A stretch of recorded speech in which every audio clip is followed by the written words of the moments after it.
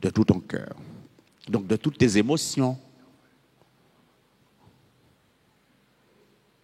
Toutes tes émotions. Hein? Et on va voir c'est quoi les émotions. De tout ton cœur, de toute ton âme, de toute ta pensée. Et ton prochain. Pourquoi nous venons à l'église? À quoi ça sert de venir à l'église? Quelle est l'utilité qu'on est là ce matin? Prenons le risque de répondre avec le micro, puisque comme c'est enregistré, ça pourra servir à d'autres. À quoi ça nous sert de venir à l'église? On vient, je me présente Francis Marcelin, frère Marcelin. On vient à l'église pour s'édifier les uns les autres. Pour être des pierres vivantes, c'est ça? Voilà. 1 Pierre au chapitre 2, versets 4 à 6. Très bien, sujet très intéressant. À quoi ça sert de venir à l'église? Pour s'édifier, constituer un édifice spirituel. Et spirituel égale à amour. L'apôtre Pierre, il n'a pas dit amour. Mais puisque nous savons que c'est pour aimer l'Éternel de tout notre cœur, de toute notre âme, de toute notre pensée, et notre prochain comme nous-mêmes. Donc, l'édifice spirituel, c'est un édifice d'amour. Émotion et spiritualité, une seule et même chose. Oui? Alors, je me présente, c'est le frère Osner de l'église baptiste évangélique de Bemao. Oui. Alors, je dis, on vient à l'église aussi pour apporter un culte. On vient s'offrir comme un sacrifice. C'est ça. Tu retrouves ça aussi dans 1 Pierre au chapitre 4, pour être des victimes spirituelles. OK? Donc, un jour peut-être je vous parlerai des pierres vivantes. Mais fondamentalement, on pourrait être d'accord sur l'idée que venir à l'église est l'occasion de nous apprendre et d'entretenir en nous l'idée de rester reliés à notre Créateur, que nous sommes ses créatures et que son projet pour nous est que nous puissions retrouver la nature perdue. Et cette nature, c'est l'amour. Et les émotions, on ne peut pas faire mieux que parler d'amour quand on parle d'émotions. Je vais vous montrer quelque chose. Si les émotions contribuent à notre épanouissement spirituel, un cœur joyeux est un bon remède. On trouve ça dans Proverbe chapitre 17, verset 22.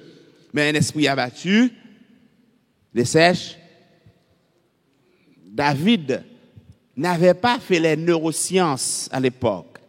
Ça veut dire qu'on n'avait pas encore de laboratoire dans lesquels on pouvait disséquer le cerveau, dans lesquels on pouvait faire des expériences d'observation sur le fonctionnement électrique, chimique du cerveau. Et David dit, alors même qu'on n'a pas encore fait ces études-là, ces recherches-là n'ont pas encore abouti, on n'a même pas commencé. Il dit, un esprit abattu dessèche les eaux. Autrement dit, déjà, David nous rappelle que la tristesse profonde, qu'on peut appeler la dépression, nous tue. Hein? Mais bien sûr, ça nous tue parce que ça détruit les os, ça provoque des cancers, ça provoque toutes sortes de maladies. On parle de maladies psychosomatiques. La psychosomatique est un champ effectif de la médecine aujourd'hui. Donc, les émotions mal gérées, les émotions mal contrôlées, nous tuent. Alors même, en même temps, l'apôtre nous dit, les émotions positives et les émotions où il faut, comme il faut, sont un bon remède. Donc, on a les deux versions avec les émotions. Ça peut contribuer à notre épanouissement spirituel, mais ça peut aussi contribuer à notre mort spirituelle. Regardez. Je vais juste vous montrer Alors, tu sais, je suis sur le PowerPoint où c'est écrit les émotions contribuent à notre épanouissement spirituel.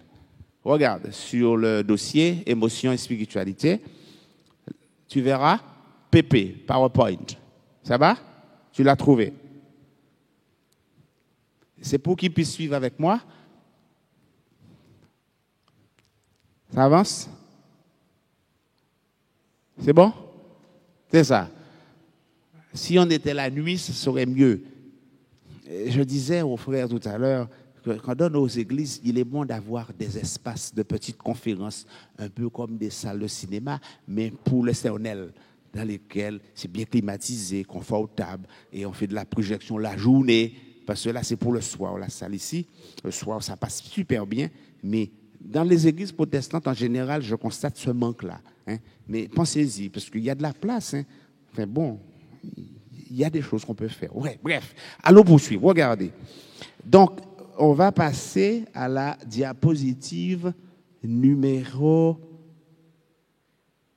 Alors, avant cette diapositive, petite erreur de ma part, il y a un autre document sur l'étymologie. Regarde, l'étymologie, voilà. Et ça va rester vraiment en ligne droite avec ce que je fais dans l'immédiat. Ouvre le document étymologie. C'est bon? Tu l'as trouvé? Parfait. Regardez, le mot émotion, tel qu'il est écrit, est historiquement chez les hommes, chez les êtres humains, a été perverti. Ça va? Vous l'avez? Pas encore? Oui? Tu peux l'arranger si tu peux. Ça serait vraiment super de l'arranger pour qu'il puisse lire avec moi. OK. Donc, tu peux décaler un tout petit peu vers la gauche. Voilà. Tu fais avec cette partie. Là, tu fais glisser comme ça ou comme ça.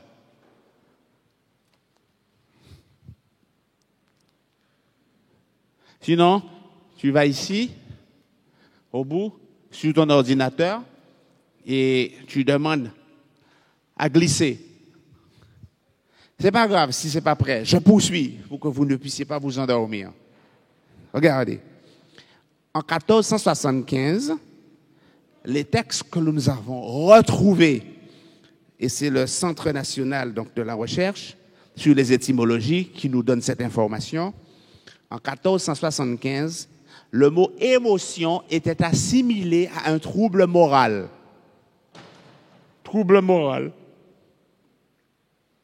Pour les hommes, quand on est en proie aux émotions, à cette époque-là, c'est qu'on est moralement troublé. Donc, un être humain équilibré ne devait pas laisser ses émotions s'exprimer. Il devait les comprimer, les contenir, les garder. En 1512, on donne la dimension trouble et mouvement. Quelqu'un qui est en proie aux émotions est troublé et ça l'agite. Donc, quand tu as des émotions, tu es une personne agitée.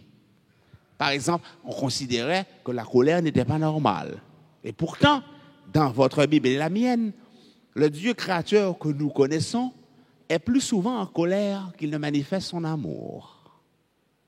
On a calculé combien de fois Dieu est en colère et combien de fois il manifeste son amour, il est plus souvent en colère. Est-ce que Dieu est troublé? Est-ce que je suis une personne anormale quand je suis en colère?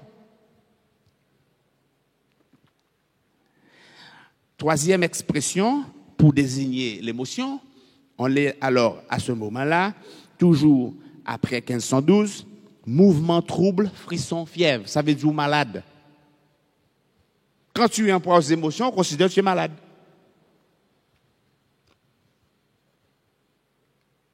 Pourtant, Jésus pleura. Pourtant, Jésus était en proie à une grande angoisse. C'est pas vrai? Est-ce qu'il était malade? D'ailleurs, nous sommes d'accord sur l'idée que notre Jésus à nous n'a pas péché. Et c'est en vertu du fait qu'il n'a pas péché qu'il a pu être ressuscité le troisième, sinon il serait resté dans la tombe. Parce qu'il fallait un sang innocent. Les hommes ont falsifié la conception sur l'émotion. Avant le péché, regardez bien ce qui se passe. Avant le péché, avant qu'il y ait la créature femelle, Dieu donne à l'homme, au premier humain, à Adama, la responsabilité de nommer les animaux. Et finalement,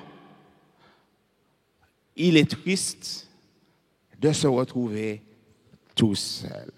D'ailleurs, dans le texte original, c'est pas qu'il n'est pas bon que l'homme soit seul, mais il est douloureux que l'homme soit seul. L'humain, c'est pas le mal, hein? L'humain. L'expression qu'on utilise à ce moment-là, il est douloureux que l'humain soit seul. Et le premier humain, la première version de l'humanité, connaît le sentiment de Est-ce pour autant qu'on est anormal quand on éprouve le sentiment de solitude? Éprouver le sentiment de solitude, ça veut dire quoi? Ça signifie quelque chose. Ça signifie tout simplement, j'ai besoin d'un vis-à-vis. Donc cela désigne un besoin non satisfait. Vous me suivez? Nos émotions sont des formes de manifestation, des formes visibles, l'expression de nos besoins satisfaits ou non satisfaits. Quand un humain se sent seul, son corps est en train de lui dire, son cœur est en train de lui dire, il faut que tu cherches la compagnie des autres. Voilà pourquoi nous venons à l'église. C'est pour ne pas être seul. Si chacun de nous pouvait faire sa petite louange dans sa maison, dans sa chambre tout seul, et qu'il serait complètement épanoui, on n'aurait pas d'église. C'est parce que nous ressentons le besoin de nous retrouver, d'être en contact les uns avec les autres, parce que cela nous donne plus de vitalité. En fait, nos émotions sont une façon pour nous de nous sentir vivants. Nos émotions sont là pour nous vitaliser, sauf qu'ils ont besoin d'être contrôlés, d'être maîtrisés, d'être gérés comme toute chose. Les émotions sont le signe du fait que nous sommes vivants. Dieu aussi est traversé et habité par les émotions. Ça fait partie de notre nature profonde. En fait, nous avons été créés avec le potentiel émotionnel qui doit s'exprimer. C'est pour ça que nous, les hommes, nous avons besoin de nous sentir aimés. Que ce soit homme, que ce soit femelle, que ce soit mâle, que ce soit femelle, que ce soit ish, que ce soit isha, nous ressentons le besoin d'être. Et des fois, nous ne savons pas dire à notre femme, chérie, j'ai besoin de sentir à quel point tu m'aimes. C'est pas vrai? Quand ta femme ne t'aime pas bien comme tu aimes, est-ce que tu lui dis, chouchou, j'ai besoin de sentir à quel point tu m'apprécies comme homme?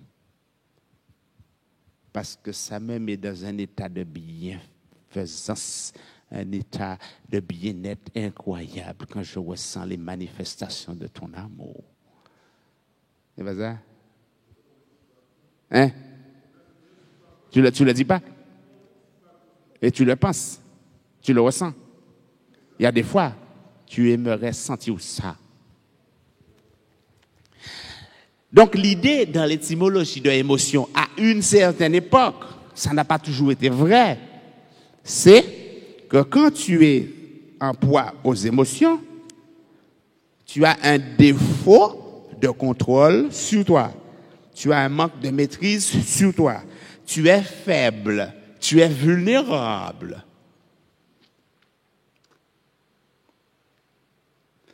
On dit souvent que la force d'un homme, c'est de rester stoïque. Et moi, je vous dis le contraire. La force de mon Jésus, avant d'être cloué sur la croix, c'est d'avoir reconnu pour son Père dans quel état émotionnel, d'angoisse profonde il était.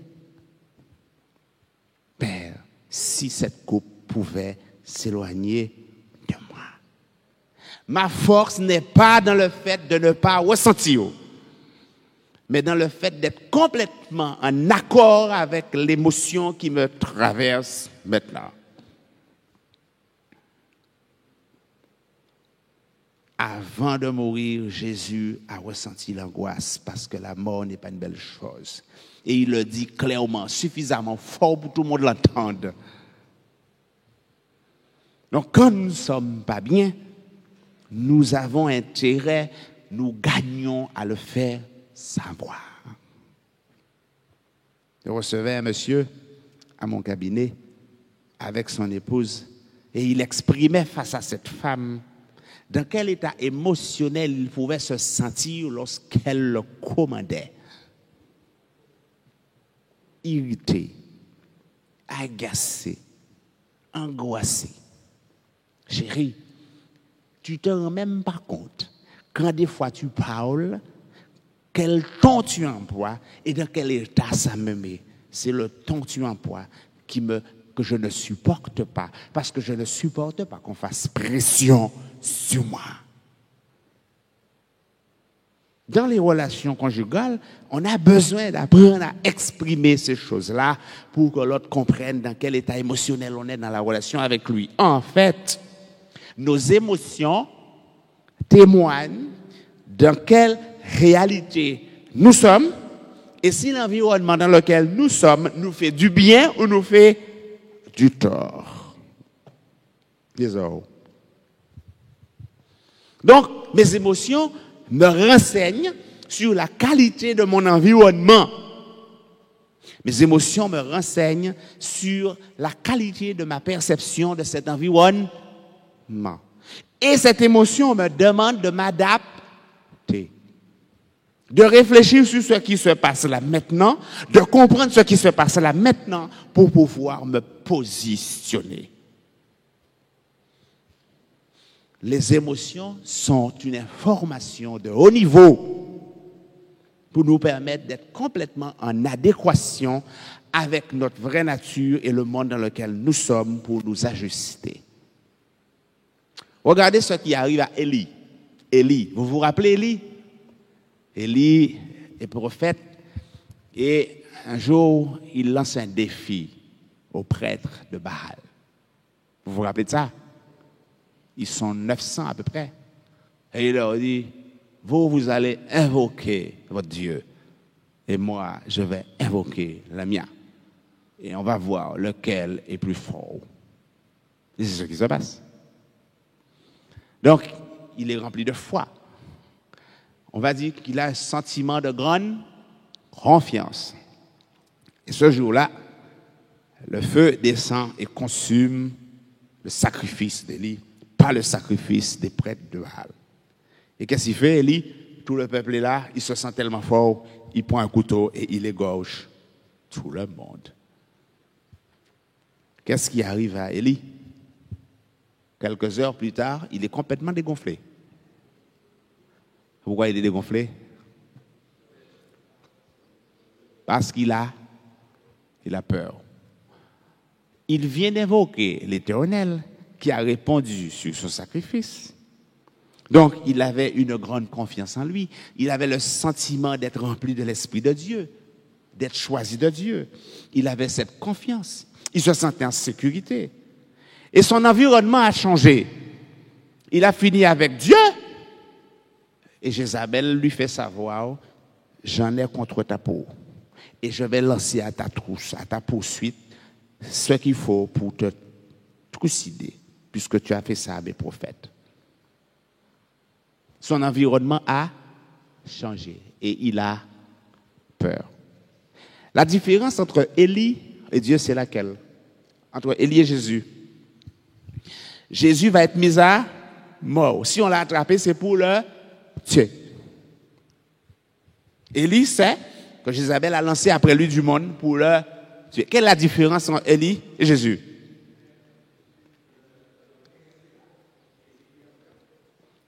Il est resté là, Jésus. Et Élie a pris la fuite. Oui, c'est une différence. Quelle autre différence? Oui. Tu peux parler, je t'en prie. Quelle différence? Dans la gestion des émotions, hein, on est bien sur notre sujet. C'est la question de l'émotion qui m'intéresse. Quelle différence entre Élie et Jésus? Jésus pouvait maîtriser. Jésus pouvait maîtriser ses émotions. En quoi c'est différent? Quelle est la méthode de Jésus et quelle est la méthode d'Élie? Donne le micro, frère, là-bas. Jésus acceptait la décision. Jésus a accepté la décision. Jésus a accepté la décision de mourir. Ce n'est pas la réponse que je cherche, même si c'est vrai. Jésus s'est déchargé sur son Père. Tout simplement.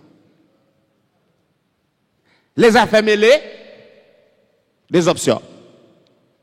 Ou tu regardes ça à la hauteur des réalités humaines, ok?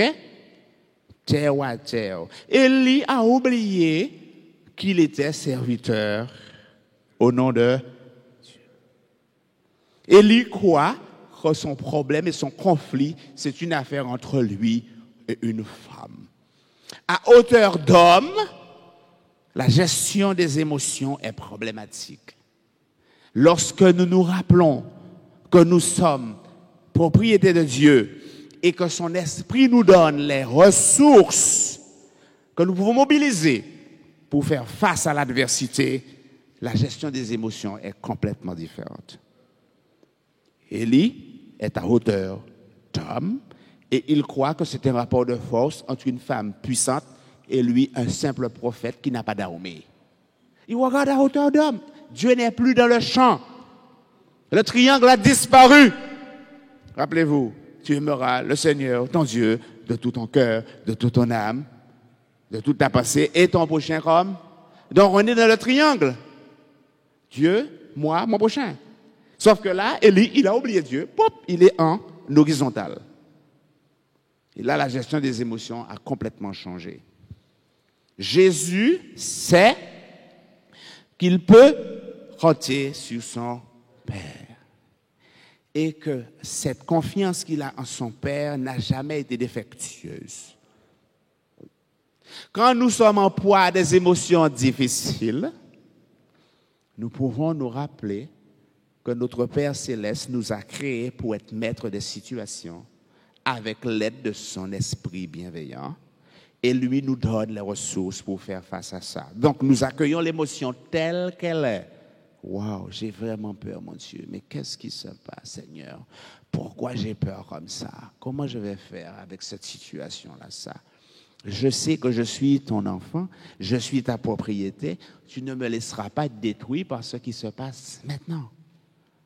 Qu'est-ce que tu veux que je comprenne et comment tu veux que je gère la situation? L'émotion pénible me rappelle que je suis vulnérable, que je ne suis pas tout-puissant et que j'ai besoin d'aller me référer à mon Créateur. Pas mauvais, hein? À nous poursuivre. Je quitte l'étymologie et je reviens avec vous sur mon PowerPoint. Tu vois? On revient sur le PowerPoint. Donc, je suis sur la deuxième diapo. Ouais, la deuxième diapo. Ouais, c'est bien. Émotion désigne en anglais un spectre. Donc, OK? Un rayonnement sur un certain nombre de mots-clés. Un spectre affectif plus large qu'en français. Donc, quand en anglais on dit émotion, c'est plus complet qu'en français. Le mot émotion comprend deux composantes. Les sensations dans notre chair, dans notre corps, dans nos muscles, dans nos sens. des choses qu'on ressent et les pensées qui sont associées à ce qu'on ressent. Et on appelle ça sentiment. Regardez. En français, ça inclut sentiment. Donc, c'est ressenti et sentiment. Et lorsque les neurosciences distinguent émotion et sentiment selon un critère de perception, le sentiment désigne dans cette perspective la perception composite de ce qui se passe dans mon corps, dans mon esprit. Donc, dans mon esprit, ce sont mes pensées. Et toujours dans mon cerveau, je suis sensible aux sensations. Il y a des personnes, à leur contact, vous allez ressentir une émotion désagréable. Et avec ces sensations désagréables, vous avez des pensées qui se nourrissent. Vous connaissez ça, hein? Et des fois, vous avez envie de sortir là. Parce que gens-là, on n'a qu'à comporter, gens-là, on n'a qu'à parler, gens-là, on n'a qu'à agir, ça n'a pas qu'à laisser insensible. Donc, tu le ressens dans ta chair et tu as des pensées. Ça, ce sont des sentiments. Donc, émotion et pensée, sentiments. Ça fait partie de notre nature. Tu ne peux pas échapper à ça, quand tu veux ou non. Qui ouvre, qui ne ouvre pas, ou qui a toujours ressenti des bulletins et des pensées qui traversent l'esprit.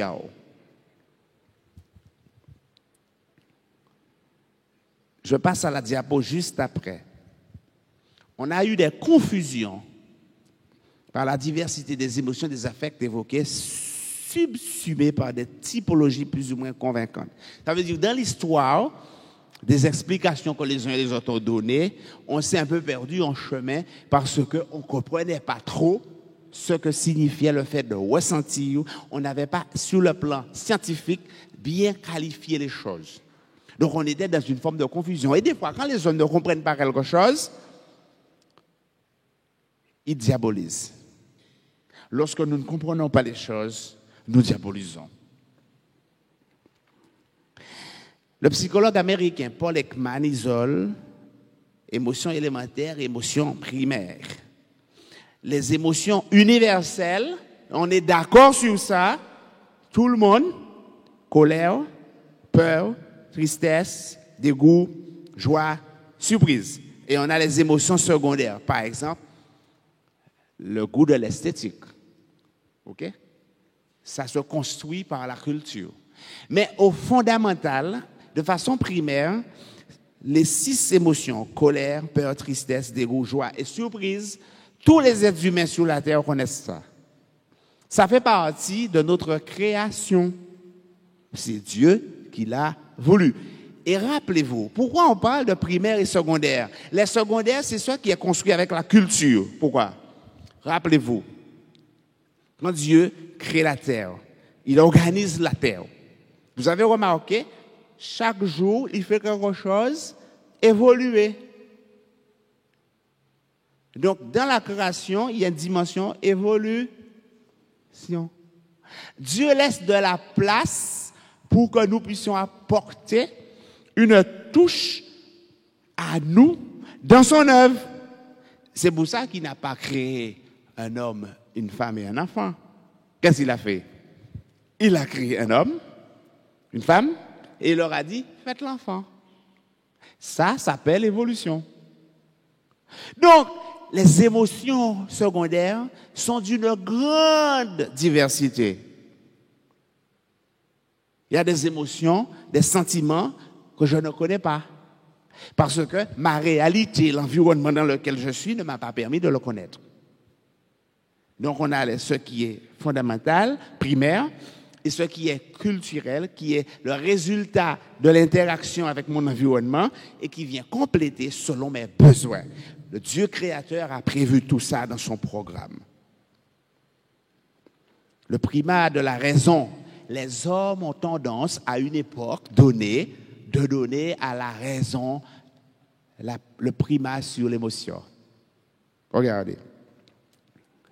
Longtemps, l'analyse des émotions était restée attachée à la psychologie individuelle collective qui percevait peu ou prou, pas assez ou en trop l'émotion comme une perturbation de l'âme et du corps.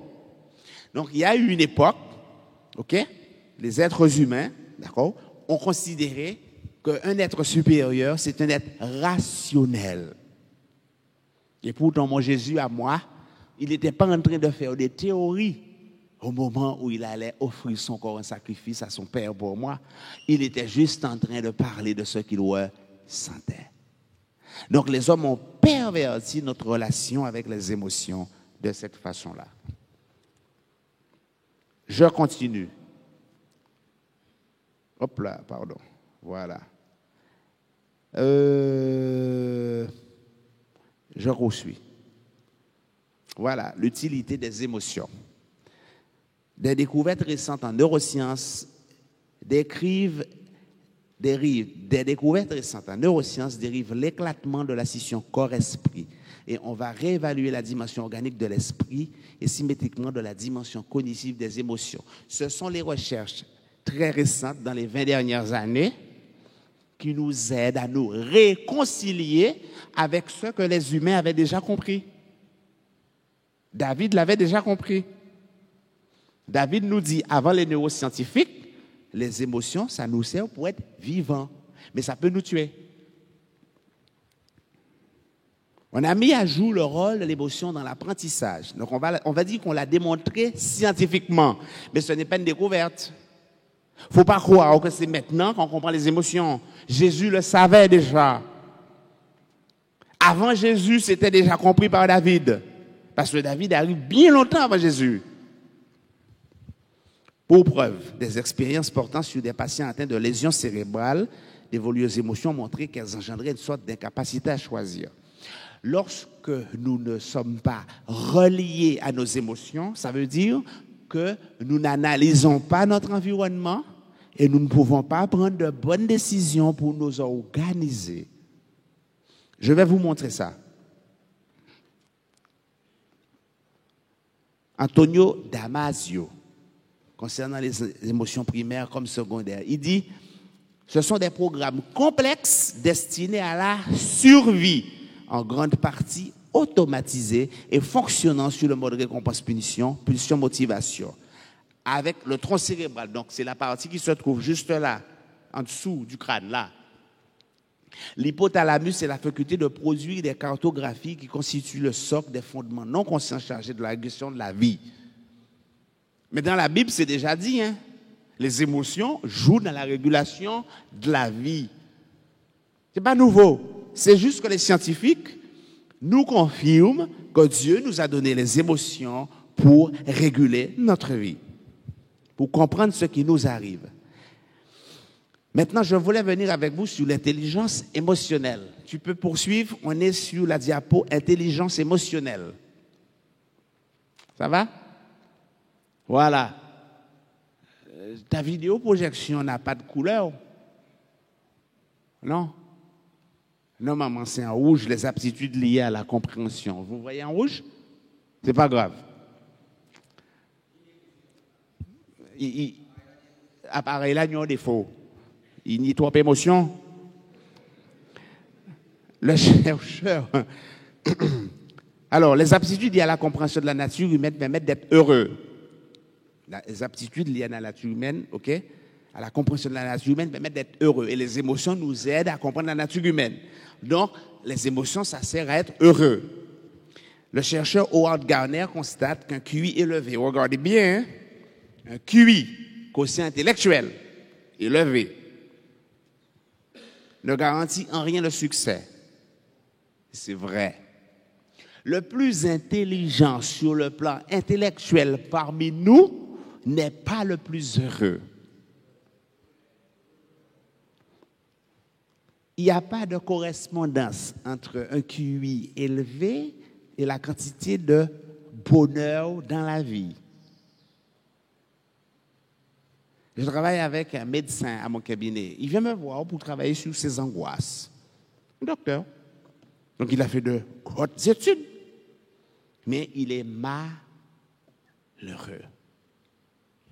Mais il le sait. Et il a l'humilité de demander de l'aide. Alors que toute la journée, il va s'occuper de gens qui viennent le voir pour des bobos, des machins et tout. Mais il est profondément malheureux. Pourquoi? Parce que, sur le plan émotionnel, il a été abîmé. Et je connais l'histoire qui fait qu'il a été abîmé. Et il faut réparer ça. Regardez. Selon lui, en dehors des aptitudes habituellement reconnues, à savoir l'intelligence logico-déductive, les aptitudes pour les maths, la déduction, verbale, manier le langage, il existe d'autres intelligences importantes qu'il faut valoriser. Et aux côtés des aptitudes spatiales, s'orienter, se représenter en 3 dimensions, la musique, etc., savoir bouger son corps, Gardner identifie 2 formes d'intelligence personnelle qui sont liées à la compréhension de la nature humaine. Vous voyez, on a listé pas mal d'intelligence là. Les musiciens, quand ils jouent de la musique, moi j'ai essayé d'être musicien, j'y arrive pas. C'est pas mon truc, je suis pas doué pour ça. Pourtant, j'aime chanter, par contre, je sais chanter. Hein. Donc, dans la musique, j'ai mon truc. Regardez, l'intelligence interpersonnelle. Dieu nous a donné ça. Aptitude à discerner l'humeur. Quand on est avec les gens, normalement, on doit être capable de reconnaître leur humeur, de constater dans quel état ils sont. C'est pour ça que l'une des choses les plus importantes dans le fait d'être à l'église, c'est de se rencontrer vraiment et de passer du temps ensemble pour voir dans quel état sont nos frères et sœurs et savoir leur dire « Que veux-tu que je fasse pour toi ?» Si nous avons trop de programmes et qu'on défavorise le fait de juste être ensemble pour apprendre à parler de nous, on est passé à côté de la vocation essentielle de l'Évangile. L'aptitude, l'intelligence interpersonnelle, normalement, nous, dans nos congrégations, dans nos regroupements, on devrait être les meilleurs. Parce que nous avons Jésus qui nous a donné l'exemple des relations interpersonnelles. Il était accueillant et il faisait attention à tous les petits détails. L'intelligence interpersonnelle, hein? C'est pour ça qu'on vient au temple. Étudier la parole de Dieu, ça doit nous éclairer sur notre nature humaine. Ce n'est pas des théories qu'on vient faire, hein? Non.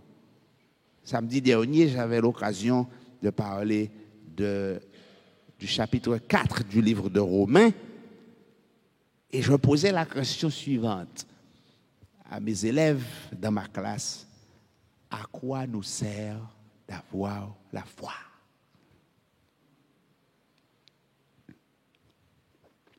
À quoi ça sert d'avoir la foi? Toutes les façons que j'ai d'étudier la chose, j'arrive à une réponse. Ma foi me sert à me réconcilier avec mon Créateur. Point barre.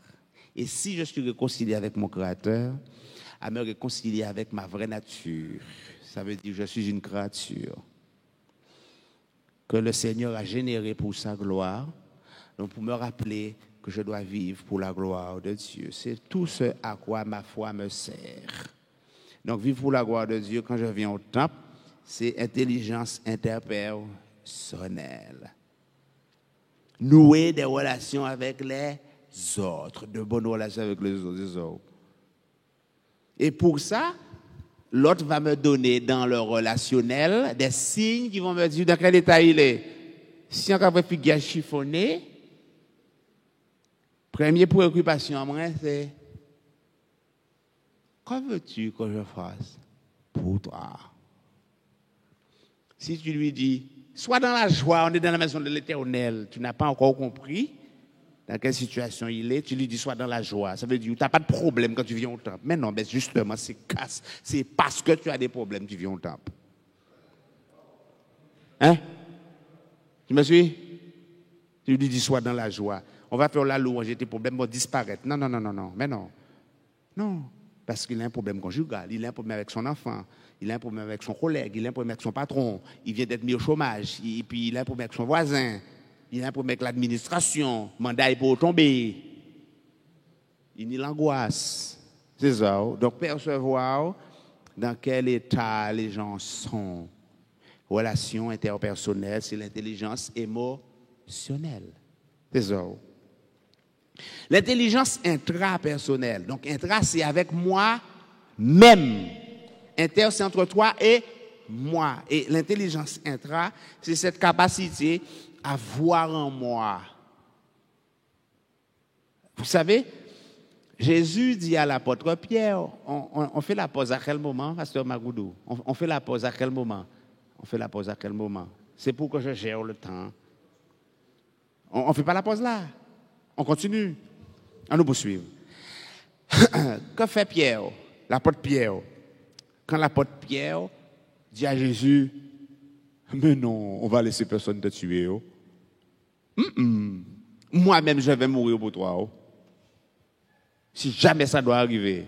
Donc, il fait preuve d'une assurance exagérée. L'apôtre Pierre n'a pas encore une intelligence intrapersonnelle assez développée. Il se surestime. Et là, ça n'a pas loupé. Il a trahi son maître avant que le coq ne chante 3 fois. Il avait trahi son maître. C'est ça? Et il avait trahi son maître 3 fois avant que le coq chante 2 fois. Que se passe-t-il? Donc, l'apôtre Pierre n'a pas une bonne intelligence intrapsychique. Il ne se connaît pas. Parce que s'il se connaissait vraiment, ok, il n'aurait pas affirmé des choses qu'il n'était pas capable d'assumer. C'est ça l'intelligence intrapersonnelle. Finalement, son maître, qu'est-ce qu'il fait pour lui? Quand il le voit près de la mer de Tibériade, il lui demande, Pierre, m'aimes-tu? Il ne comprend pas encore ce m'aimes-tu là, trop haut, agapé. Ça veut dire au-delà de l'amitié, quoi, quelque chose de supérieur, parce que l'agapé, c'est au-delà de l'amitié. Je peux aimer n'importe quelle personne en dehors de l'amitié. Et Jésus se rend compte qu'il a du mal à rester là. Il insiste. Tout ça pour provoquer, alors on va dire, pour stimuler l'intelligence intrapsychique de Pierre. Dieu veut le faire rentrer en lui-même. Dieu fait la même chose avec Adam et Ève dans la Genèse. Il leur dit, mais pourquoi vous cachez-vous? On a peur. On a peur que tu nous tues. On a peur de tes réprimandes. Mais ils n'arrivent pas, hein, vous avez remarqué, ils ne disent pas, eh bien, on a peur que tu mettes le doigt sur notre problème. Il y en a qu'à justifier cette situation-là par rapport à l'autre. Tout ça, Dieu fait ça pour stimuler l'intelligence intrapersonnelle. Il fait la même chose avec Caïn. L'Éternel fait la même chose avec Caïn. Il veut stimuler l'intelligence intrapersonnelle en lui disant, Caïn, le péché se couche à ta porte. Relève la tête. Dieu veut le sensibiliser sur quelque chose qui se passe en lui pour lui permettre de modifier son comportement. Qu'est-ce que l'Éternel aurait voulu que Caïn fasse? C'est qu'il renonce à son projet, qu'il soit repentant et qu'il change son comportement. Mais puisqu'il manque d'intelligence intrapersonnelle, il se conforte dans son péché. Il continue dans sa voie. Alors moi, celui qui vous parle ce matin, je suis un grand pécheur devant l'Éternel. Je ne suis pas fier de ça, mais je dois le reconnaître chaque jour. À chaque circonstance où je sens qu'il y a quelque chose en moi qui ne va pas et qui ne me permet pas de m'inscrire dans la logique de Dieu pour sa gloire. Parce que le péché est en moi. Et quand l'Esprit Saint me dit, sois attentif à ce qui se passe en toi, c'est pour me prémunir d'un passage à l'acte qui serait désastreux pour moi et pour mon prochain. Nous devions bien qu'à traverser nous. Nous devions penser qu'à traverser nous. Nous devions sentiments qu'à traverser nous. Et l'Esprit Saint a dit nous. C'est ça le rôle de l'Esprit Saint.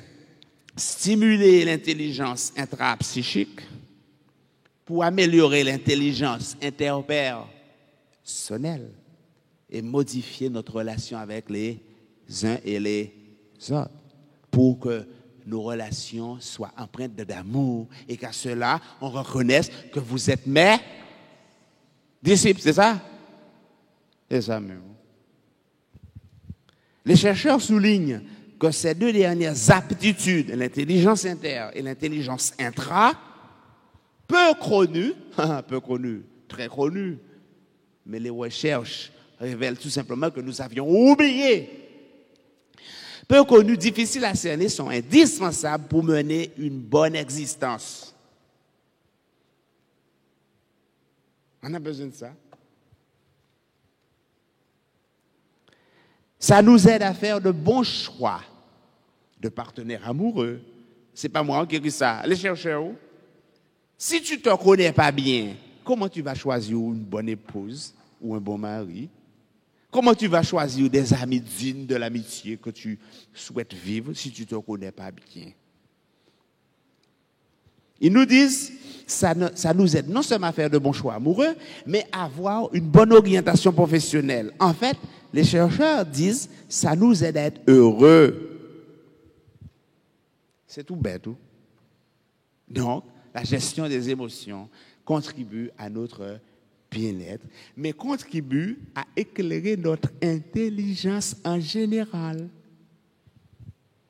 Un homme intelligent est un homme à l'écoute de ses émotions.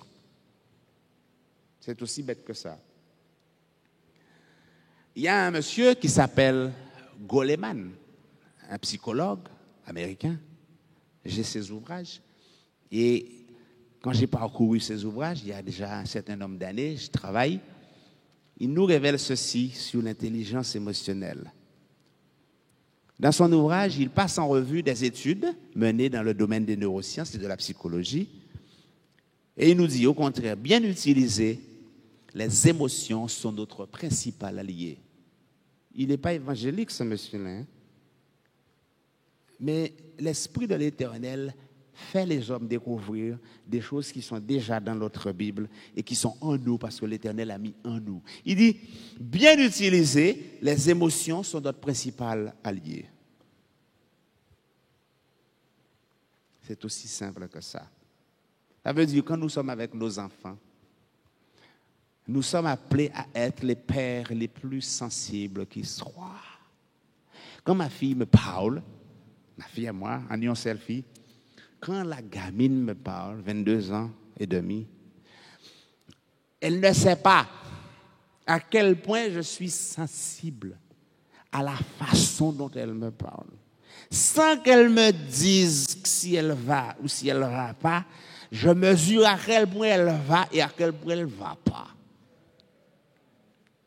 Et en vertu de cela aiguise mon intelligence pour orienter la discussion ou pour lui proposer, que veux-tu que papa fasse pour toi?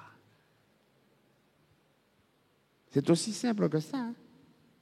Le ton de sa voix, le rythme de ses paroles, le sujet qu'elle aborde, la façon qu'elle arrive dedans, tout ça au service de l'intelligence relationnelle. L'esprit émotionnel est plus rapide que l'esprit rationnel. L'esprit émotionnel est plus rapide, ça va plus vite. Dieu le Père, quand son fils Jésus lui dit « Je suis angoissé à mourir », le Père a tout compris. Il n'a pas besoin de faire un autre discours. Je ne dois pas mourir, ce n'est pas juste que je meure. Jésus est en train d'être dans l'angoisse parce qu'il y a quelque chose d'anormal dans le fait qu'il va mourir. C'est pas normal qu'il meure. Jésus déteste l'injustice. Donc, nos émotions nous disent ce qui ne va pas. On sent que quelqu'un nous ment. Hein? Quand quelqu'un nous ment. Mais comment tu vas on facilité, on aisance, ou ça vit comme tu pas. Dans quel état ça va mettre? Ou bien, Quand on a ressenti là, on a menti ou savi qu'a menti mais qu'a fait ça avec en aisance, en éloquence, en prétention. Qu'est-ce que ça fait? Qu'est-ce qu'on ressent? Hein? Colère. Est-ce que tu pêches dans ce cas-là ça? Non. Tu pêches pas. Oh. Si c'est moun qui ka vive avec vous, son employé, c'est mari, madame, ti moun des moun ou ka fait yo confiance ou ka oule ba yo ou pire encore.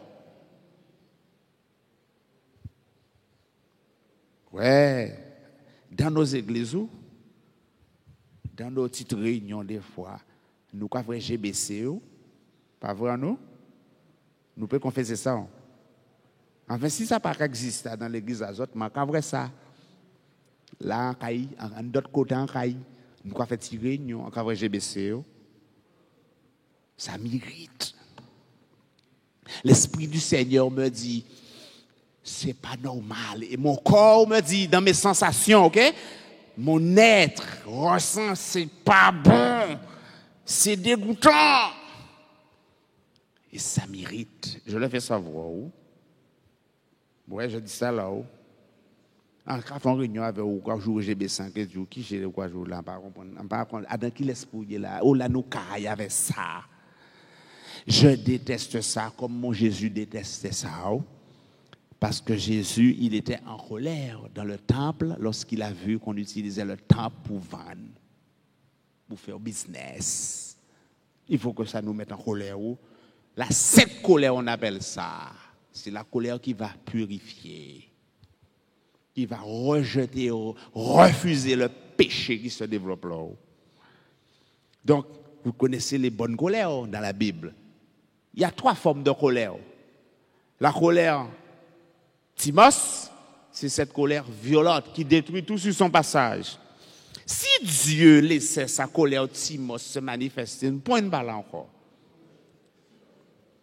Timos veut dire furie, une colère furieuse qui brûle. Deuxième colère, c'est cette colère rentrée que nous n'exprimons pas pour dénoncer le mal. C'est cette colère subie. Nous avons baissé tête devant n'importe quoi et nous ne savions pas, bon, nous avons ressenti un entrailles en nous. Ça a tué nous. Hein? Donc tu as la Timos qui va détruire parce qu'elle ne va pas supporter et elle ne sera pas dans la maîtrise. Tu as la proorgismos qui est la colère rentrée. Ce sont des mots grecs, hein, qui vont nous détruire, qui va nous détruire. Et puis tu as la sainte colère, cette colère qui dénonce, cette colère qui se manifeste, cette colère qui interpelle, cette colère qui dit je refuse cette bêtise-là dans ma vie entre toi et moi. Ça permet de nous restaurer. Ça nous met vivants.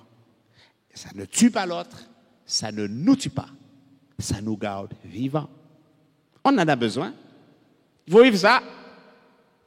Des fois, devant nos enfants, il faut dire tu m'agaces. J'appelle les barres. Il faut dire à son employé là, où commencer à chauffer main. Parce que vous parlez et vous ne pas aller. Et on va payer toutes les heures. Ou quoi voler main. Et dans les relations conjugales, nos femmes ne sont pas là.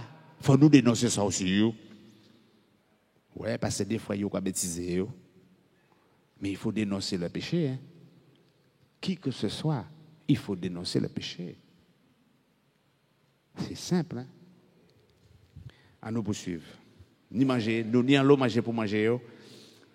Les émotions nous aident à faire de bons choix en situation de danger. Parce que nos émotions nous font nous adapter de façon efficace. On observe par exemple qu'un individu qui est privé d'émotions à la suite d'un accident ou d'une opération était capable de prendre des décisions dans des situations spécifiques de la vie. La vie devient un enfer. Donc Dieu nous a donné nos émotions pour nous éclairer et nous aider à prendre de bonnes décisions. Maintenant, l'intelligence intuitive. En notre niveau encore, Vital l'éternel qui est loin, en cas des autres sorts. Les chercheurs ne font qu'à commencer à révéler à quelle hauteur ça va. Ça va loin, regardez ça. On est dans la lignée de l'intelligence émotionnelle. On est dans l'intelligence intuitive, thème de recherche privilégié des neurosciences depuis une quinzaine d'années. L'intuition est pour les chercheurs la marque de l'intelligence de notre inconscient. L'intuition, des fois nous avons dit, le Saint-Esprit m'a parlé. L'intuition, ça vient de Dieu. Hein. On n'est pas maître de l'intuition. Hein. Pas au monde pas contrôler ça. Hein. En fait, si tu n'écoutes pas l'intuition, tu n'écoutes pas le Saint-Esprit. Des fois, ça nous traverse à une vitesse fulgurante. Avant même de nous faire un pas, le Saint-Esprit jase nous pas là. Le Saint-Esprit a dit nous, il y a mal donné dans ça. Nous pouvons faire un pas, rien que l'impulsion qui est dans nous, l'intuition a dit hop, veillez, attends, contrôle. L'intuition, c'est ça. Capable d'amasser une quantité phénoménale de données, dans la plupart, échappe à la vigie de notre conscience. À des choses qui nous sont données par notre intuition. Dieu veut ça pour nous protéger. C'est pour ça qu'on nous parle d'intelligence, d'intelligence intrapersonnelle. L'intuition fait partie de l'intelligence intrapersonnelle. Sois à l'écoute de ce qui te traverse et que ta pensée n'a pas le temps de calculer. Tu n'as pas le temps de dérouler. Il t'a dit, ce matin, pour arriver ici, j'ai perdu un peu de temps. Tu vois? Regarde, je vous le donne en cash. Donc le pasteur Maoudou et moi, on a communiqué par SMS, donc il me dit d'aller un peu avant l'heure. Ok, je dis d'accord. Donc je pars pour arriver avant l'heure. Et comme je suis déjà venu ici, je connais ici, mais je ne viens pas ici souvent. Et ce matin, j'arrive dans le dernier rond-point où il faut faire à droite. Mais il n'y a aucun panneau qui me dit Église évangélique. Il n'y a aucun panneau qui me dit stade d'entraînement du CSM. Mais mon intuition me dit, c'est pas là. Je dis à mon intuition, non. Je sais pas là. Mon intuition me dit, tourne là. Moi, je lui dis non. Évidemment, quand j'arrive au bout, je me dis, ouais, trop loin, Bourg. Mais mon intuition me l'avait dit. En pas coûté. En fait, 5 minutes. Laissez-moi virer, retourner, remonter. Tout simplement. L'intuition peut, à l'insu de mon plein gré, faire des analogies, des rapprochements, des associations. En fait, vous savez, regardez, faites bien attention à ce que je viens de vous lire, hein, c'est fondamental. Peut faire des analogies, des rapprochements, des associations. En fait, la vie, c'est une affaire de liaison, de relation, de connexion. Tout dans la vie, c'est des connexions. D'accord? C'est pour ça que nous ne pouvons pas vivre seuls. Nous avons besoin d'être connectés à notre espèce. Dans notre corps, il y a des fils électriques. Vous connaissez ça? On appelle ça des neurones. Et entre les neurones, on a des synapses. Les êtres humains n'ont pas inventé les ronds-points. On a des milliards de ronds-points dans notre corps. Vous avez compris? Si je vous faisais le dessin d'une synapse, ça fait ça. Et de l'autre côté, il y a un petit rond et ça continue. Donc la synapse, c'est un endroit où de l'information va arriver et ça va passer. Ce sont des connexions. Donc, on a des ronds-points dans notre corps. Et les synapses, on peut avoir plusieurs nerfs qui arrivent au même endroit.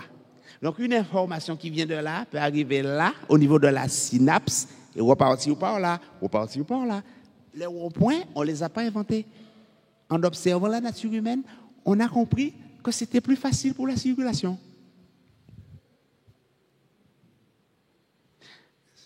C'est aussi bête que ça. L'intuition, l'intelligence intuitionnelle, c'est une affaire de vitesse de traitement de l'information. Donc, quand je suis à l'écoute de mes émotions, qui me renseignent sur la situation que je vis maintenant, et qui est en connexion avec mon cortex préfrontal, je vous ai même pas encore parlé du cerveau ce matin, hein? C'est le temps qui va nous manquer.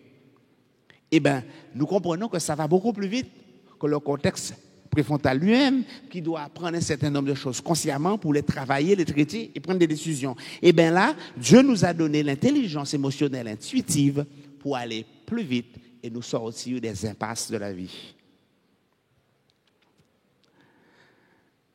Je poursuis. L'intelligence intuitive nous permet d'être réactifs dans un monde en mouvement perpétuel.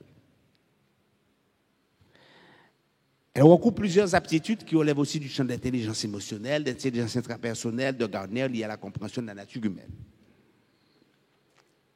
Bon, je laisse ça parce que trop de nourriture, ça peut nous rendre intempérants et ça peut nous faire indigestion. D'accord? Déjà, à ce premier niveau, on s'arrête un peu, le temps de se restaurer 5 minutes, parce que quand trop d'informations passent, des fois, ça peut faire bouchon, même quand on a des ronds-points. Question. Une ou deux questions, et après, on fait une petite pause et on reprend, parce que je voudrais vous amener dans d'autres choses. Oui. Prends le micro, pour que ça puisse être enregistré directement. Bonjour, cher frère. En fait, ce n'est pas une question, en fait, c'est un but à affirmer, mais en tout cas, une confirmation. Bien comme ça, le micro, hein? Oui, c'est un but à affirmer, mais en tout cas, ni la précision que c'est vrai. Quand Jésus dit, Père, si cette coupe pouvait s'éloigner de moi, quand Jésus dit, mon âme est dans l'angoisse, alors pour moi, quand ça, qu'on aveu, il a avoué au Père. C'est une confession. C'est une confession, ça arrête pour lui. D'accord? Et ça qui fait un parallèle avec l'Antetibourg, à des cas, nos chansons à la radio, en chansons genre sentimentales, latino aussi. Papa, moi, j'ai écouté ça. Et chansons à des cas dire, à son belle mélodie, bien sûr, n'avoue jamais, jamais, jamais, n'avoue jamais que tu aimes. J'en connais. Alors, en cas de dire moi, imaginons mon petit sentimental qui a écouté ça, un homme. Et chanson tellement belle, qu'il a dit, oh, ça belle, n'avoue jamais.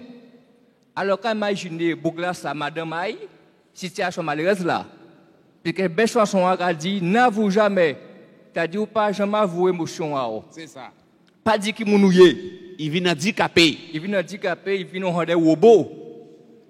Et finalement, quand imaginez Bouglas ça, il a vu malheureux, et il a constaté que le monde là, ça, a poussé nous à pas avouer, pas dire qu'il mounouillé. Et en d'autres expériences, là, on a un homme, des tontons, moi, qui a dit bonjour, Thibaut Bandj ou un bitin. Elle veut femme, là, on a 10 000 francs, dit madame, c'est 5 000 francs, on y. Là, on a 20 000 francs, tout dit madame, c'est 10 000 francs, on y.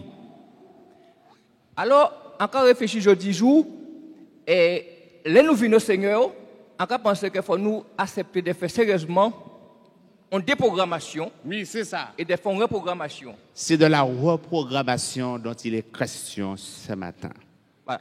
Nous avons besoin de télécharger un autre logiciel que celui qui nous empêche d'être complètement reliés avec nous-mêmes, parce que ça nous empêche d'être reliés avec notre prochain et forcément avec notre Dieu.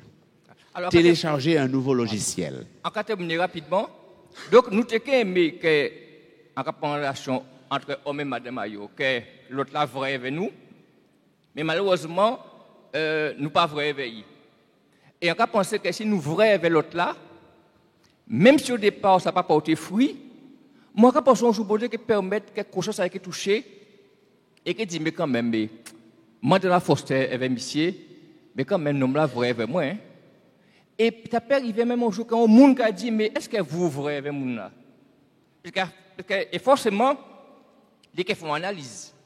Mais est-ce qu'on vrai avec, est-ce qu'elle est vrai avec moi? Donc, on a pensé, même si on a terminé par là, et l'autre là, pas vrai avec nous, pas avouer l'émotion, mais c'est toujours bon devant bon Dieu, qu'elle nous vrai, qu'elle nous avouer l'émotion en nous. Et bon Dieu qui a fait ça qu'il n'y a fait. Absolument d'accord. On est handicapé de ne pas confesser les choses. Ça nous empêche d'être dans la croissance spirituelle, hein, puisque c'est de ça qu'il est question. la peur. Oui. C'est vrai qu'en tout cas, prêtez attention à ça que tu as dit concernant l'émotion secondaire. L'émotion primaire, nous avons fait éveil, tous ces bitins là, ça en nous. Et vous parlez de l'émotion secondaire qui est liée un peu à la culture à nous. Et est-ce que nous peut dire que par rapport à l'émotion secondaire là, ça, parce que nous parlons de culture, mais là, nous avons culture, nous entendons parler de culture par exemple à la Guadeloupe. Oui. Mais est-ce que culture là, ça, il n'y a pas de culture à là où on a habité? Oui. Parce que l'émotion secondaire là, ça peut être varié, surtout l'émotion de colère là. On est en culture antillaise qui a un certain degré de colère. Oui. Mais est-ce qu'on peut pas dire en culture de Kazao qui a un autre degré? La culture, c'est ce qui est commun à un peuple, à un territoire. Et effectivement, nous ça nous appelé mais c'est l'habitude. Nous avons des bitins auxquels nous sommes sensibles. Nous avons des bitins auxquels nous ne sommes pas sensibles. Okay? Par exemple, dans notre relation entre Antillais, nous avons un contact très facile. La familiarité fait partie de notre culture. Donc, il y a un contact émotionnel très rapide qui s'établit entre nous. Alors que pour ceux qui ont vécu dans des pays européens, vous allez vous rendre compte que dans certains pays européens, eh ben, l'accès à un contact émotionnel rapide et familier a beaucoup moins d'importance que chez nous. OK? Mais ça, tu vois, ça c'est la culture, ça c'est l'histoire du peuple qui fait ça. Mais à TV, si tout souligné par rapport à la culture à Kaz, vous savez, il y a des gens, même des jeunes petits gens, qui ont levé en culture, en cadre, si nous pouvons dire, à Kazaï, un cadre émotionnel qui a un certain degré de colère. Oui, oui. Alors là, ce n'est pas la culture, mais ça, c'est l'éducation. C'est l'éducation. Parce que la culture dépasse le cadre familial. La culture concerne bien un groupe sur un territoire. Là, on est vraiment dans la question familiale. Effectivement, le modelage émotionnel des enfants se fait à la maison. Le premier modelage émotionnel. Et j'aurai l'occasion tout à l'heure de vous présenter un autre PowerPoint qui nous permet de comprendre l'importance des relations des parents avec les enfants sur le volet émotionnel et les conséquences que ça a sur l'ADN. En fait, il y a une mémoire des émotions sur l'ADN et les conséquences que ça a sur le comportement humain. Je vais vous le montrer grâce à ce PowerPoint et ça répond à ta question. Merci pour l'avoir introduit. Oui. Oui, bonjour à tous, Gilbert. Alors, moi, tu as parlé de colère subie tout à l'heure, sainte colère. Alors, je n'ose pas m'exprimer en termes de sainte colère, mais je préfère le faire en colère subie. En ce sens que il y a quelque chose qui me gêne depuis que je suis chrétien, c'est-à-dire depuis 1999. Je n'ai pas calculé, ça fait quoi, 18 ans. J'ai toujours entendu les frères et sœurs s'appeler frères, sœurs. Et moi, dans ce que je sais d'une famille, de tout ce qui concerne la fratrie et tout, c'est que une famille, d'ailleurs, je dis souvent que la première église de Dieu, c'est la famille, à mon sens. Et maintenant, le constat que je fais, ce n'est pas un jugement, mais c'est un constat. Je n'ai pas calculé à quel pourcentage ça se fait, mais c'est que, je me répète, ce constat consiste à voir que il y a un traitement différent entre tel frère. Et en fait, je parle d'amour, j'entre dans le domaine de l'amour, on va dire agapé aussi, parce que je constate quelquefois qu'il y a un traitement différent selon le frère qu'on a en face. Et je déplore ça parce que nous disons que nous devons nous aimer les uns les autres, c'est un commandement de Dieu. Et je déplore justement que par ces constatations, il y en a qui ne bénéficient pas du même traitement. Je ne sais pas si je peux parler d'une pratique d'amour intéressée. Par exemple, un frère en difficulté, eh bien, dont on va simplement oublier d'en demander. Enfin, pour lequel on va oublier ou on va omettre de demander la prière, mais on va plus rapidement, plus facilement demander la prière pour un frère qui est un dirigeant ou alors un bienfaiteur de l'Église, dans tous les sens du terme. Et moi, j'ai un petit peu de mal avec ça. Donc, je voulais exprimer cette colère. Ça te fait souffrir. Oui, ça me fait souffrir. Et tu souffres de cette colère-là, ça. Voilà. Et parce que je constate qu'en fait, nous faisons pour une grande part ce que nous reprochons au monde. Bon, tu mets le doigt sur quelque chose de très important. Est-ce que vous voulez bien que je lui fasse une réponse? Je peux faire une réponse au frère? Bon, tu mets le doigt sur un problème qui n'est pas un problème dans votre communauté, d'accord? Je le dis parce que j'ai la chance et le privilège, mais aussi la responsabilité de traverser dans des églises différentes. Mais non, mais t'inquiète pas, mon frère, depuis que je suis petit garçon, j'ai grandi à l'église et je fréquente toutes sortes d'églises, y compris l'église catholique. Je suis invité par l'église catholique à faire des choses avec les catholiques. Et récemment, l'évêque de Guadeloupe me disait les problèmes de comportement qu'il a dans son église, de la part de ses prêtres. D'accord? Donc, le problème que tu soulignes, je voudrais déjà que tu appréhendes que ça dépasse le cadre de l'église évangélique. OK? Première chose. OK? On n'est pas plus mauvais chez vous qu'ailleurs, mais ça ne veut pas pour autant dire on reste comme ça, comme on est dans la moyenne. C'est pas ça que j'essaie de te dire. Donc, deuxième point. Justement, tu révèles par cette observation que tu fais que nous avons du travail. Donc, toi, puisque tu t'en rends compte, tu dois devenir un militant. Un militant. N'attends pas de ton pasteur qu'il fasse le boulot. Je n'ai pas dit qu'il ne peut pas le faire, c'est pas ça je dis. Je te dis, ton maître et le maître du champ, c'est qui? C'est qui le maître du champ, le propriétaire du champ, c'est qui? Hein, c'est celui qui t'embauche, c'est qui? C'est ton Dieu? Voilà. Ton maître, c'est lui. C'est lui ton patron. Donc, à ce moment-là, toi et moi, nous allons voir le patron. Et nous lui disons, patron, j'ai vu ça, comme ça, dans mon église. Comment tu veux que je travaille sur ça, s'il te plaît? Parce que si tu attends que c'est les autres qui fassent le boulot, on risque de ne pas le voir. Et peut-être c'est ton don. Peut-être c'est ton ministère. Alors moi, je te dis, depuis les 19 ans, tu es à l'église, il est temps que tu rentres dans le ministère. Pour que tu travailles à ce problème, pour le comprendre et voir comment tu vas apporter une touche pour le faire évoluer.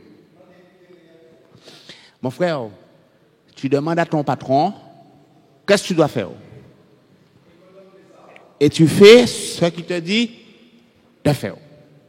La question de connaître combien d'épis de blé il y a dans le champ et comparé avec les épis d'ivraie, ce n'est pas ton problème. Il t'a même dit n'arrache pas l'ivraie. Laisse-moi m'occuper de ça. Donc moi, je ne m'occupe pas de l'ivraie quand je viens là, tu vois. Je m'occupe des grains de blé pour les aider à croître, mettre un peu d'eau, un peu d'urée, un peu de potasse, un peu de sodium, tout ce que tu veux pour ceux qui font jardin. C'est ça. Maintenant, il y a une sœur, pour bien comprendre ton propos, qui me dit un jour, les gens de mon église ne m'aiment pas. Elle vient me voir et me dit, les gens de mon église ne m'aiment pas. Ils n'ont pas passé 6 mois, ils n'ont pas dit bel bonjour quand ils n'ont pas dit tout le monde. Ils n'ont pas invité moi à casa. Et moi je dis à la sœur, tu vois ma sœur, les gens qui font ça, en fait, ne savent pas, n'ont pas encore fait connaissance avec aimer. Tu es en train d'attendre de l'amour, de l'affection de personnes qui n'en ont pas.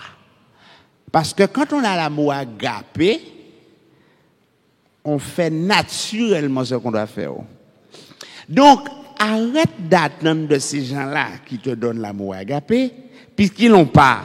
Et je dis à la sœur, ma sœur, il est urgent, puisque tu connais l'amour agapé, de donner à ces personnes l'amour qu'ils ne te donnent pas, parce que votre église est misérable. Donc, fais le job. J'ai jamais revu la sœur. Ce qui manque dans ton église, fournis-le. Et contente-toi de le fournir à ton niveau, mais ne te prends pas pour Élie. Parce que Élie avait fait l'erreur de croire qu'il était le seul à avoir compris et qu'il était le seul serviteur. Contente-toi d'être un serviteur. Donc, comme tu as remarqué ça, organise-toi, repère des gens qui ont besoin de manifestations d'amour agapé, repère les gens qui ont besoin de manifestations d'amour filia, c'est l'amitié, fais ce que tu peux.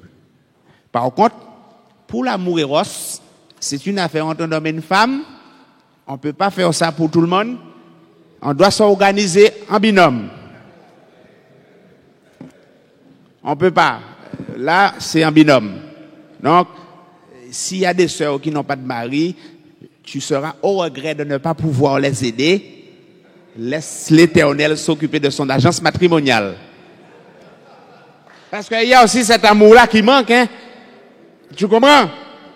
Et puis, pour ce qui est de l'estime de soi, qui est encore une autre forme d'amour, eh ben, puisque tu auras fait fonctionner Agapé, puisque tu auras fait fonctionner Filia, puisque tu auras fait fonctionner Sodje, c'est l'amour filial, d'accord? Donc le fait d'être, de se considérer comme frère et sœur, hein? On peut se considérer comme frère et sœur spirituel, puisque tu auras fait fonctionner ça, ça va rendre service à ceux qui manquent d'estime de soi.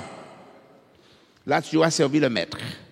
Mais je regrette, je fais le même constat que toi, partout où je passe. Donc, maintenant que toi et moi, on sait ça, on fait notre travail. Hein? Oui, mon frère, tu nous fais faire la pause? Il y a quelqu'un qui voulait prendre la parole. Tu peux venir?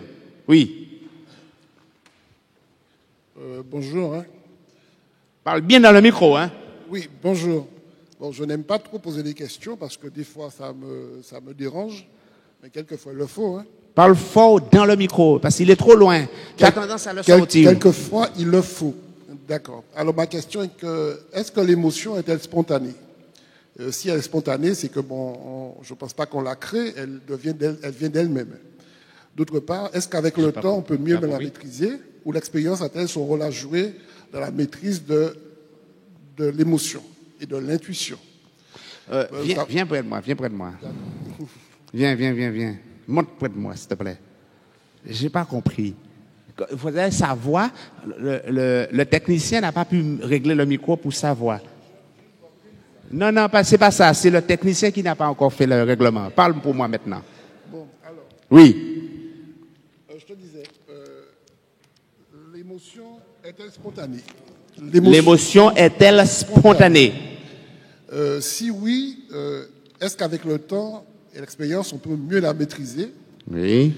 Et l'expérience a-t-elle son rôle à jouer dans l'émotion, même l'intuition? Parce que la Bible dit l'esprit est bien disposé, mais la chair est faible. C'est ça. Parce que tu as parlé de Simon qui voulait aider Jésus, il était bien disposé à le faire, mais devant la situation, oui, il n'a pas pu. Bon, tu as parlé de collaboration entre les êtres humains. Je vois que dans l'étude de la Bible, on parle du proverbe qui est une histoire entre père et fils qui essaie d'éduquer son fils. Est-ce que cette relation aussi n'a pas son importance? Alors, je veux parler aussi de l'altruisme. Est-ce que quel rapport Jésus a avec l'altruisme? Parce que l'altruisme est important pour moi dans la vie commune, parce que si on est émotif, c'est que quelque part, on prend la chose à bras le corps, à cœur.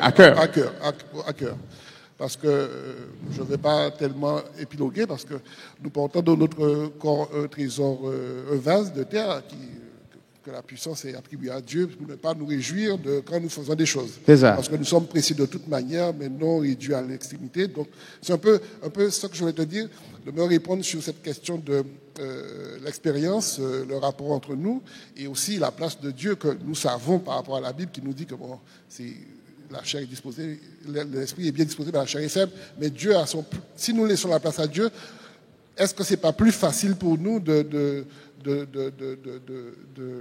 réussir dans cette voie que d'apprendre parce qu'on pourra parler d'ici pendant des années.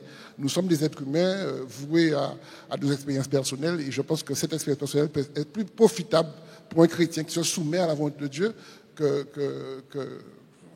individuellement, en ayant la conviction qu'on pourra réussir de nous-mêmes. C'est pas tellement, j'ai fait ça pendant que j'étais assis là, en t'écoutant, mais c'est un peu ça, surtout l'altruisme, qui est pour moi quelque chose d'important, que peut-être que tu devras aussi donner un avis dessus. Ne parle pas, on reste là-haut. Je vais essayer de lui répondre rapidement pour qu'on fasse la pause. Mais il a posé plusieurs questions. En résumé, oui, tu as raison. L'émotion est spontanée. C'est une réaction. L'émotion, c'est une réaction de l'organisme en réponse à des circonstances qui nous rendent plutôt heureux ou plutôt malheureux. Donc, c'est une réaction. Mais l'apôtre Pierre nous rappelle dans sa deuxième lettre, à ta foi, ajoute la maîtrise. Il ne peut pas parler mieux parce qu'il en a manqué. Et c'est parce qu'il a fait lui-même l'expérience d'avoir à apprendre la maîtrise de soi qu'il peut le dire. Donc il dit, ajoute la maîtrise de soi. Donc la maîtrise de soi, mon frère, c'est quelque chose qui s'apprend. Grâce à la bonté de notre Dieu qui nous donne des multitudes de façons d'améliorer notre maîtrise de soi. Et tu peux associer plein de choses pour évoluer dans ce sens. Dieu va te donner ça non pas d'un jour à l'autre de façon fulgurante. Dieu veut que tu y travailles avec lui patiemment. Les affaires de Dieu sont là pour être pédagogues pour nous. Donc il veut qu'on s'entraîne et qu'on se mette au travail pour développer la maîtrise de soi. Tu vois, la connaissance de moi me permet de me maîtriser. Si j'ai une voiture et que je ne connais pas comment fonctionne une voiture, je ne vais pas maîtriser ma voiture. Je dois savoir quand il pleut, qu'il y a de l'eau, la voiture peut glisser si je freine trop fort. Donc Dieu veut que tu deviennes une personne instruite dans la connaissance. Donc oui, c'est Dieu qui, de toute façon, nous sommes venus sur la terre sans rien. Nous pas mener à rien. Notre traversée sur la terre nous permet d'utiliser ce qui est là. Dieu a mis des choses en nous, il veut qu'on les développe. Il ne va pas te donner le pain, le Seigneur. Il te donne le blé. Il ne va pas te donner, le coup bouillon de poisson. Mais il va te donner le poisson. Ok, tu ne peux pas manger le riz comme il est là. Il faut le faire cuire. Donc tu as ta part à faire dans le fait de développer la maîtrise de soi. Et pour que ce qui est de l'altruisme, c'est ce qui relève de agapé. Donc, tu vois, l'altruisme, c'est vraiment agapé. Hein? Tu vois, le bon samaritain, qu'est-ce qu'il fait d'autre si ce n'est d'être altruiste? Il voit cette personne qui est une étrangère, il lui porte secours, prépare. Il n'a pas besoin des amis avec eux. C'est le fait de se sentir concerné par la condition de nos prochains. Donc, oui, cultivons ces choses-là. Ça fait partie de ce qui nous permet de nous reconnaître comme étant les enfants du Seigneur, pour témoigner de son amour que nous avons compris, et il nous demande d'être les uns envers les autres de la même façon que lui. Dieu est altruiste parce qu'il donne le soleil au bon comme au méchant. C'est bon? Mais c'est parfait, on fait la pause. À tout à l'heure.